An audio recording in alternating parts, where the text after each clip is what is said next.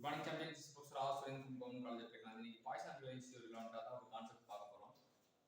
Poisson ratio என்ன?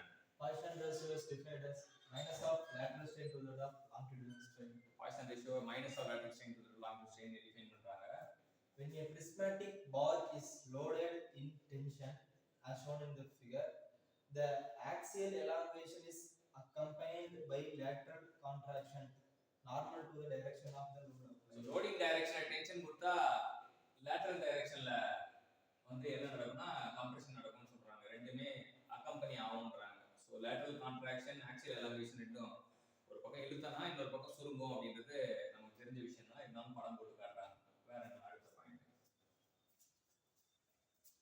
From above, it is concluded that the Poisson ratio is a measure of change in dimension in one direction due to loading in the perpendicular direction. So நம்ம கொடுத்த loading direction வந்து tension கொடுத்தோம். Changing dimension வந்து perpendicular டைரக்ஷன்ல என்ன ஆச்சுன்னு தான் சொல்றோம். லோடிங்க்கு பெர்பெண்டிகுலரா இருக்கிற டைரக்ஷன்ல என்ன சேஞ்ச் நடக்குது அதான் வந்து பாய்சன் ரேஷியோட முக்கியத்துவம். Poison ratio is a measure of change in dimension in one direction due to loading in the perpendicular direction. Loading in the perpendicular direction.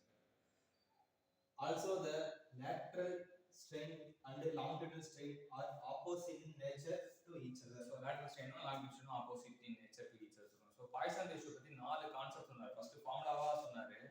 அது epsilon of LE / epsilon of LO அப்படினு தெரிஞ்சுக்கலாம். அடுத்து வந்து ஒரு புரிதலுக்காக tensile tension axial எலாங்கேஷனோட perpendicular டைரக்ஷன்ல வந்து லேட்டரல் கான்ட்ராக்ஷன் சொன்னாரு.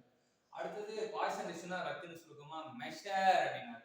Measure of change in dimension in one direction due to loading on the perpendicular direction.